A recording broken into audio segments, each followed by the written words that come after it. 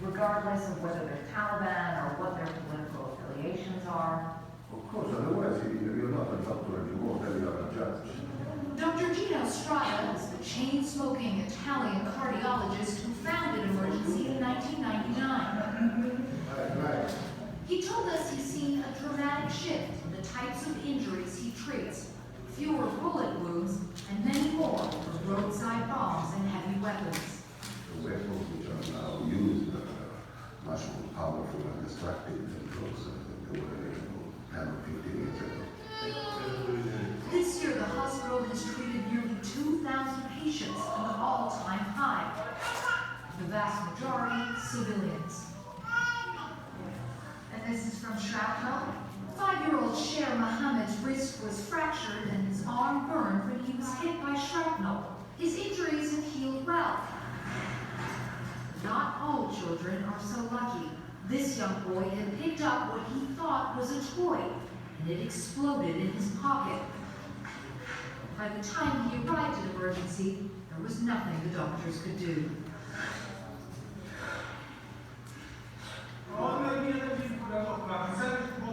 We live in a place where insurgents and police are shooting at each other all the time, he's often told us. So the fighting is becoming more and more close to the capital, and it's becoming more intense. And this is it's very worrying because it's very difficult to predict what's going to happen in the near future. As NATO troops prepare to pull out in 2014, there are fears that the security situation could deteriorate further and that Afghanistan's healthcare system will be overwhelmed. The U.S. has spent nearly $1 billion on healthcare here in the last 10 years, but Dr. Strada tells us there is little to show for it. What worries me is particularly corruption in the health sector. I mean, if you look at the amount of international aid that has come to Afghanistan for health, you would expect to find fantastic hospitals everywhere. And you can see one. But there's no shortage of patients, and the war outside emergency walls rages on.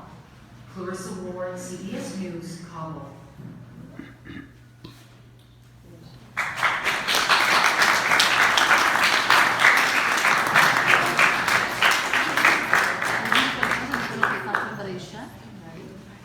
Just a few words. You do. Yes, just a few words of what we do in Brescia. It's a very different project. We do not have a hospital, doctor or nurses working in Brescia. The reason why is that in Brescia we don't need. We have a good hospital, we have clinics, we have a private and public hospital. In Brescia, what we do and what we notice could help was helping people in facing all bureaucracy that unfortunately we need to pass before accessing health treatment. And economical reason, economical poverty, bureaucracy, language barriers, we notice that those kind of things decrease the access of people to health treatment in Italy and especially here in Brescia. So what we do, we help people in doing warfare theaters in places where war is going on, which was, when the organization was born, not so evident. Because, of course, where there are militaries fighting, there is always also doctors who cure them. But the problems with the new conflicts, the conflicts that have been going on for a few years now, the modern conflicts, the more, in brackets, civilized ones, is that militaries die very little, because they're very electronic conflicts, very clever conflicts, smart, in brackets of course. And what happens is that civilians die, and no one takes care of them, because of course civilian health facilities get destroyed. For civilian people, it's often too dangerous to work in civilian warfare. So what happened is that our founder, Gino Strada, that is a surgeon himself and still is working as a surgeon, decided to provide this care to civilians. Then, as she said, we work on many other things. But today I want to explain you my experience there. And before starting talking about my experience, maybe then after you can ask me also questions, what you want to know, we will show you a quick video of the activity we do around the world, and especially warfare. Thank you. 1 second, there is Maybe no there is audio. no... Vediamo qua. Vediamo perché.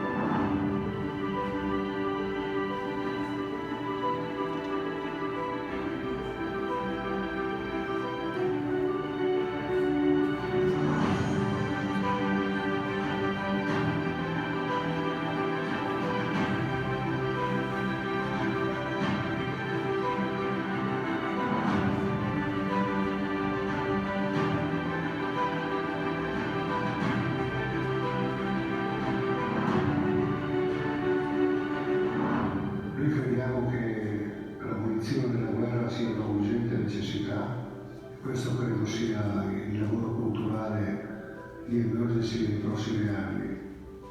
Non possiamo più vedere questi pezzi di umanità sofferenti che vanno a morire per questa malattia stupida e folle.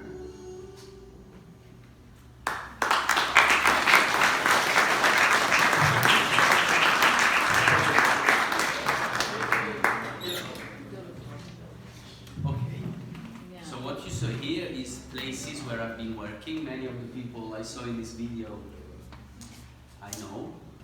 The hospital of Kabul, that was shown in the first part and the last part of the video, was present. And every time I see it, my heart is...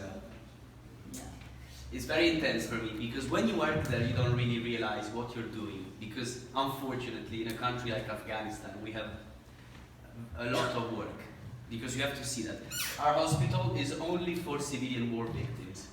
So we treat, our criteria to get inside our hospital is to be wounded with a bomb, bullets, knife, mine, and shells. So if you have one of these wounds, you come to our hospital.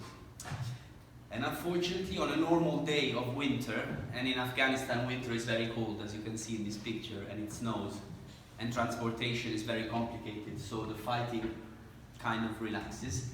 We have about 20-25 admissions. In summertime, we can double this. So as you can imagine, we have a lot of work. And when you're there working, you just work, you just focus. For you, a suicide bomb attack inside Kabul means a lot of work. Means that your day will, you don't know when the day will end. Now this is Georgia, the medical coordinator in Kabul. And, but afterwards, when you come back, or when you have a little bit of time by yourself, you start thinking of what you are doing and what happens around you. And that time is always, very, very challenging in terms of emotions, at least for me. Because really, like Gino Strada was saying, you are putting patches on something that is disrupted, something that is avoidable, because it's not a disease, it's something we create. And then you think, when will this end? When will I stop doing this? When will I start doing something else with my job? Of course, I'm a nurse, so I like to take care of people. But in this sense, our work is to be there, but also to continue to say that this should not be. Also because more than 1/3 of the patients we receive are children. Children who often, become victims of the war because they encounter things that look like toys, but in reality they're bombs, for example. Or maybe they play with bullets in the street, because in a country like Afghanistan, it's easier to find a bullet in the street rather than a toy, a real toy. So, I don't know. It's been a very challenging time. I hope to go back soon. And if you want to ask me some questions, I'm more than welcome to ask. If you want to ask me how the schedule, the day we had generally, what we saw, what we encountered. And otherwise we will show you. So maybe we have another We video have about another Afghanistan. small short video, 2 minutes, especially focused on Afghanistan and Pampouri hospital. Yeah. What you have just said is very touching, and thank you for your testimonial. I just want to tell the students that Gino Strada is the founder of the NGO Emergency. Could you say something more about history of emergency? When was it? When did it start? Adriano, se vogliamo dire un po' di più sull'organizzazione emergency. Se vuoi. Adriano, who's a coordinator of our volunteer group in Brescia, could say, and I will translate in English, because he really knows from the beginning Yes. the job of the emergency NGO. Allora, Emergency è un'organizzazione non governativa, come abbiamo detto prima. Lavoriamo in 8 paesi nel mondo, tra cui l'Italia. L'ultimo progetto è il programma Italia. So as we said before, Emergency is an NGO organization, so we are a non-governmental organization. Actually, we're working in 8 countries in the world, and one is Italy, as we said. We started working in 1994. Oh, 1994. Okay. But in Italy, sorry, I just add that in Italy we are from 2006. So we started abroad and then we came to Italy. But Gino Strada is a surgeon, and he was working in war-torn countries also before the creation of emergency. He's been working many years for the ICRC, International Red Cross. Okay. Then he basically, yes, he created, thanks to him and other people who believed in his project, this NGO who believes that, the difference was the quality of the care, He believed that even in low-income countries, in countries with small possibilities, we should provide the best medical care we can, as we would expect here or in high-income countries. And that was his mission. And if I may add something about this hospital also. For example, Afghanistan, everyone knows that is one of the most dangerous countries in the world. There's been a war going on for 40 years now. So people my age, I'm 37, don't know what peace is. They're born in war, they live in war.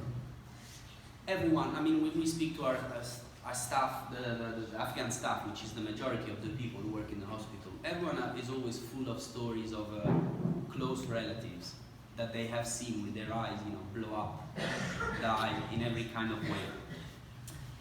And is very dangerous, I would say. So every foreign person who works in Afghanistan is always surrounded by armed guards, by, you know, very strict security rules. But we've been in Afghanistan for more than 20 years now. That was one of the first projects that was born from emergency. And we are everywhere. We have three hospitals, two do war surgery. One, which is this one, Lashkar, who does maternity health care, which is the only free center in the country, basically, for maternal care. Because also the women condition is very, very, very harsh in Afghanistan. So most of the women just deliver without any medical assistance. And we have about 50 clinics in the country, spread all around the country, where most of the times we don't even go.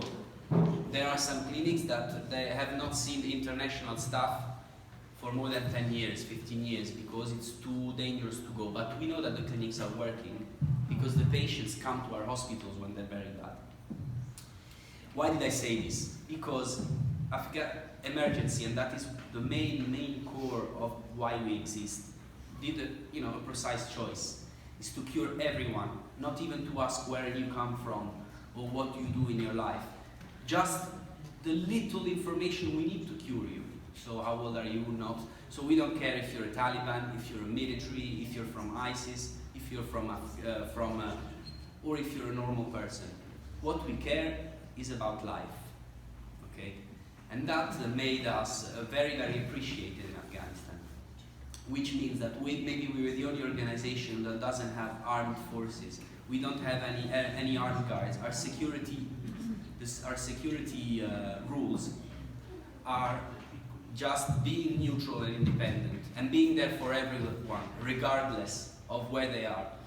Which I think also relates to what we were talking about today, about migrants, because sometimes when we look at the news, we forget that at the end of the day, we are all humans, and we all deserve, that our basic rights are respected, and that's what we try to do there.